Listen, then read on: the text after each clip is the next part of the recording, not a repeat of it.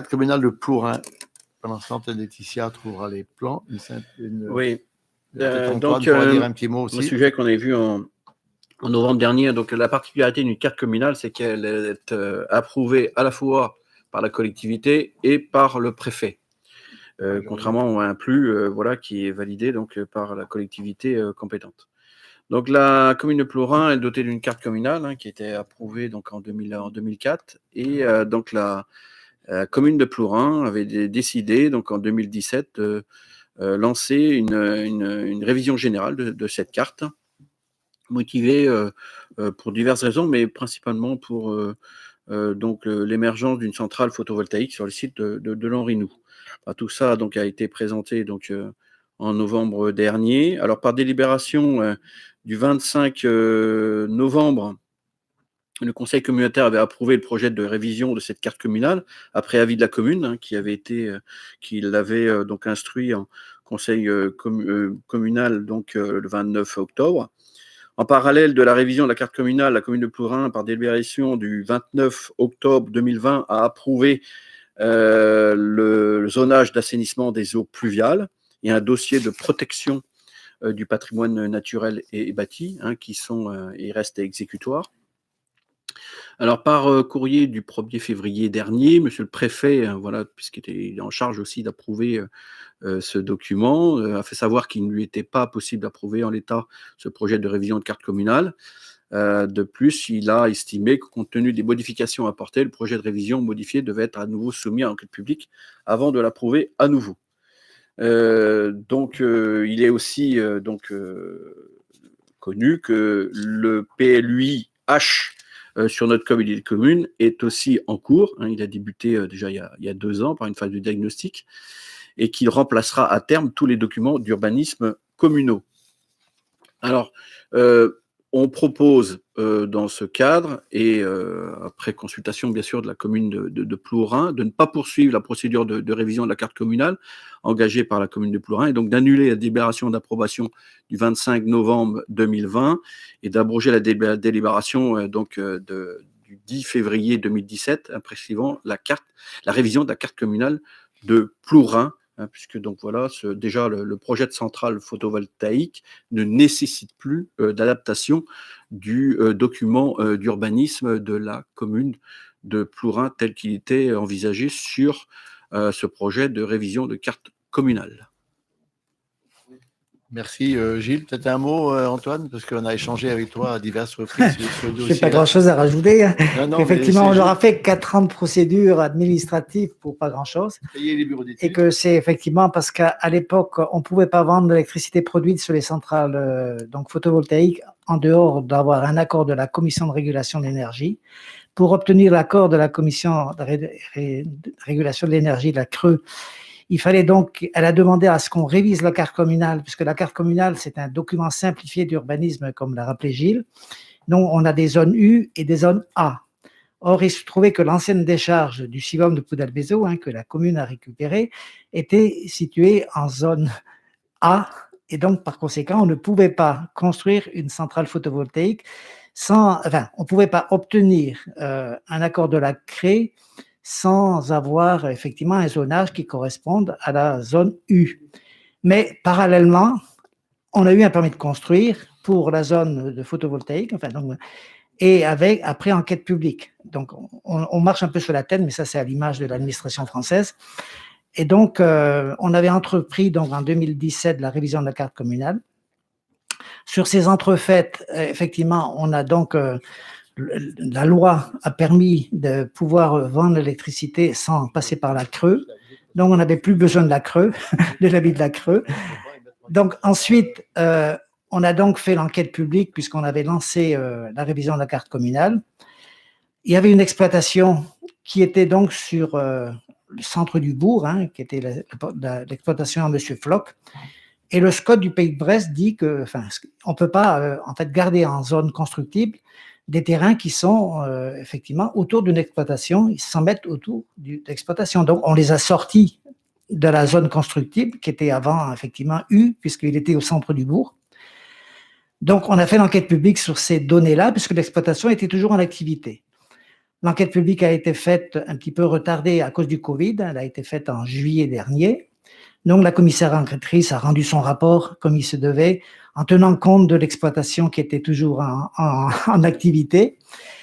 Entre-temps, fin août, à l'issue de l'enquête publique, l'exploitation a arrêté son activité.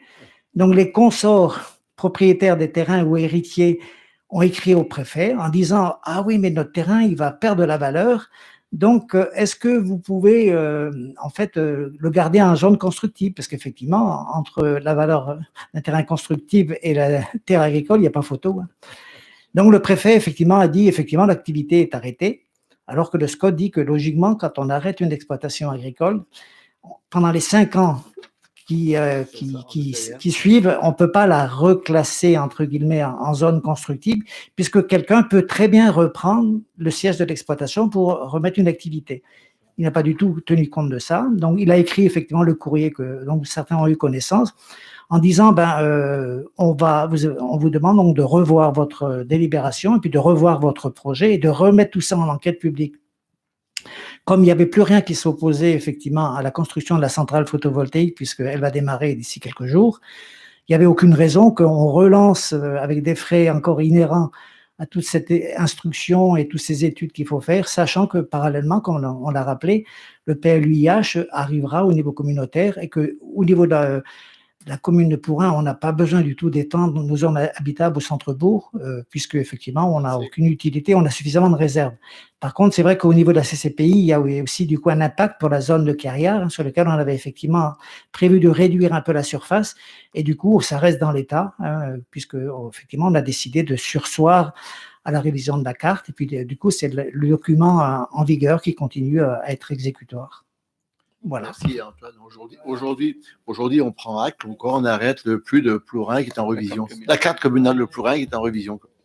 Oui, moi je voulais juste dire quand même, comme on arrête la révision de la carte communale, le parc photovoltaïque aujourd'hui se retrouve en zone agricole. Or, on l'a pas inscrit dans un document. Il n'est pas inscrit dans un document cadre puisqu'il n'est pas inscrit dans la carte communale. Est-ce que du coup, on bénéficie d'une base juridiquement solide pour justifier de l'implantation d'un parc en zone agricole? Cette question se justifie d'autant plus que, malgré mes demandes d'accès aux études relatives à ce projet et accès au statut de la SAS, je ne les ai pas obtenues alors que nous sommes actionnaires. Donc, je me pose la question sur l'ensemble juridique de ce projet. Et je demande aussi à ce qu'on puisse avoir accès aux études et au statut de la SAS. Alors, au niveau de la SAS, donc effectivement, il y a une SAS qui a été constituée entre le SDEF et puis la communauté de communes, mais ça, c'est, je pense que ça doit être possible de les communiquer, je ne sais pas. Oui, donc je crois que c'est une fausse interrogation. Non, j'ai eu les statuts de la SAS Pays d'Iroise Énergie Solaire.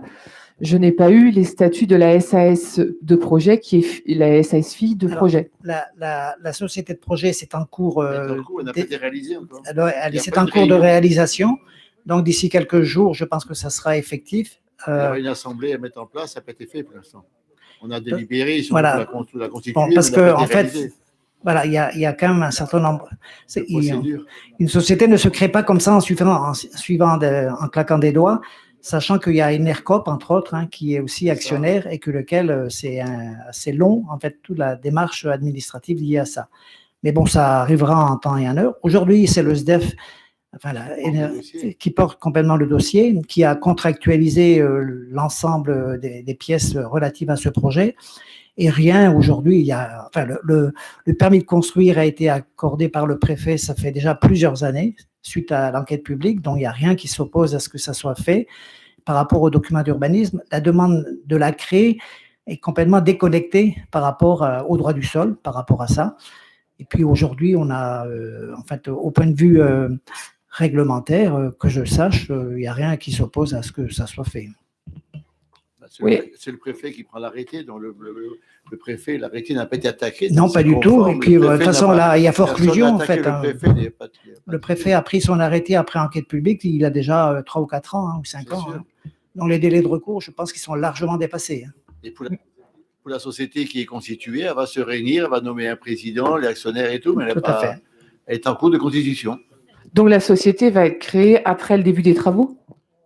Mais je vous ai dit que c'est le SDEF qui aujourd'hui le fait, et rien n'empêche à ce que le SDEF continue tout seul. Hein. Si la CCPI ne veut pas participer, ou si je pense que ça se fera, et le SDEF le fera de toute façon, puisque aujourd'hui c'est le SDEF qui a réalisé le prêt, qui est en cours de, sur lequel effectivement c'est la Banque Postale qui est financeur. Et donc le SDEF fait tout la procédure pour avancer. Alors, effectivement, de plus en plus, avec la mise en place des PCAET, nous, ce qu'on souhaite, c'est qu'il y ait une implication locale au niveau de communautés de communes ou des communes. Bon, si effectivement certains ne veulent pas, ils peuvent très bien ne pas y participer, mais je pense que c'est pas non plus dans le sens de l'histoire. De plus en plus de gens demandent à être des participations communales ou des participations au niveau des particuliers.